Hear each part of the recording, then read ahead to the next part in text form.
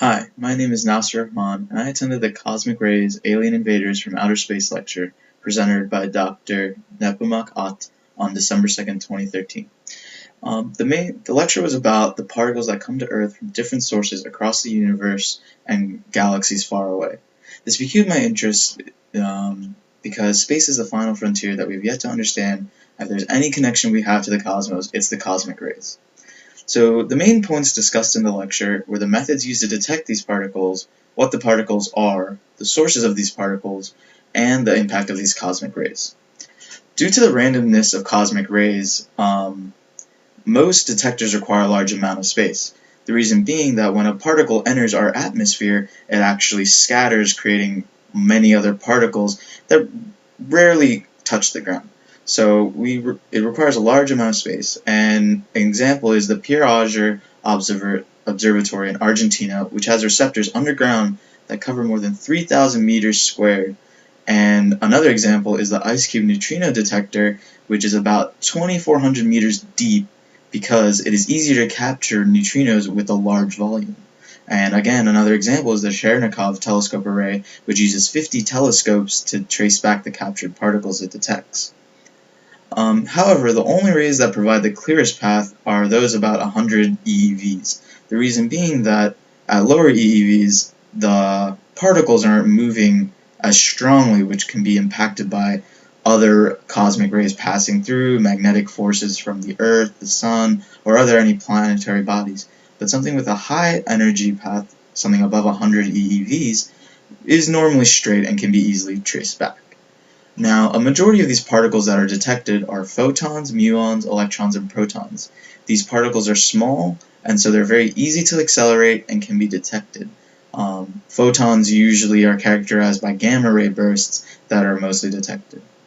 The sources that create these particles in cosmic rays are neutron stars colliding, gamma ray bursts, supernovas and remnants, shell-type thermal shock, black holes and suns spewing matter from jets, and pulsars, which are dense masses rotating at high velocities with mag fields co-rotating with them that increase acceleration of particles, in which we see. Each of these methods increase the momentum in the particles it's spewing out.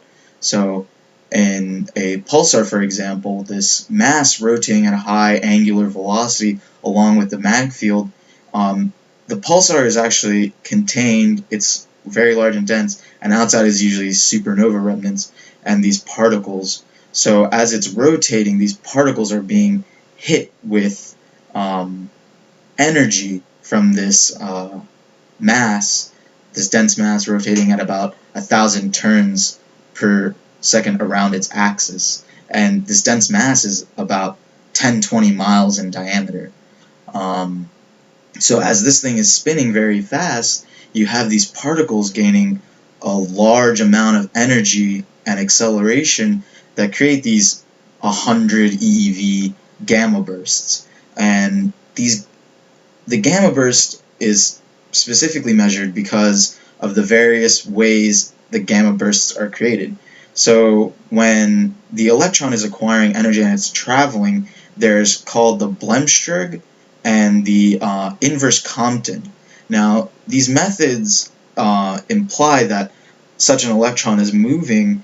If a gamma ray hits it, the electron's going to deviate, and this momentum lost is going to be a gamma burst out. That method is the inverse Compton.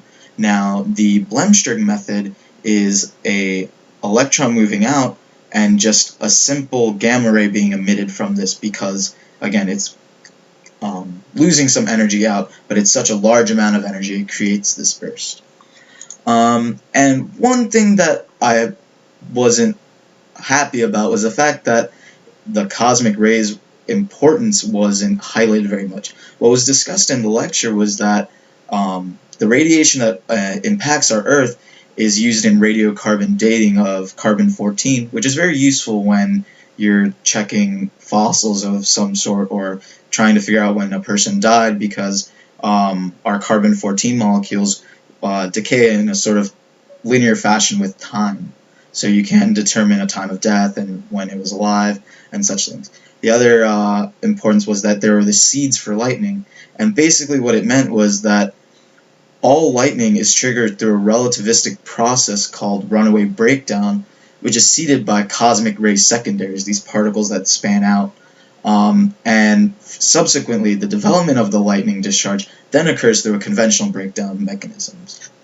And the final impact that I thought was really interesting was that it affects the functionality of high integrated electronics. So I kind of want to understand in what aspect that this could really impact our society as a whole. And in further research, I found that long-distance space travel is highly impacted by these cosmic rays, because at higher out, and just observed on Earth, at sea level you have a 10% absorption of radiation, whereas flight attendants on a plane at a high altitude are nearly doubled. So now when you are going out of our atmosphere, you're being highly exposed to these cosmic rays. So in one reason that this is important is that the electronics on board the spaceship receive a high amount of radiation, causing damage to the electronics and damage to the vessel. Again, this puts the lives of the occupants of this vessel in danger. They may not be able to communicate back, something may malfunction, and they may be just trapped in space. The second reason being that this dosage that hits the spaceship is also the same dosage that is taken in by humans. So I found a news article discussing what the radiation would be from a round trip to Mars, and this round trip to Mars included a year's stay. So they found that an excursion to Mars, including that year trip, someone would receive a dosage enough to give 10% of men and 17% of women aged between 25 and 34 lethal cancers late in their lives. And again, this is an estimate, and this 25 to 34 is misleading in the sense that if you're older, you wouldn't probably live long enough to see the effects of cancer coming in. So this is important in the sense that if it's the roadblock, in a sense, of the colonization of other universes and galaxies, we're thinking about inhabiting the moon and possibly Mars, but if we're going to get cancer when we get there, it's not going to work. So we have to understand cosmic rays in order to make more giant leaps for mankind, in a sense. And that this presentation was amazing in that it kind of was the telescope into the future. And that's all. Thank you. Bye.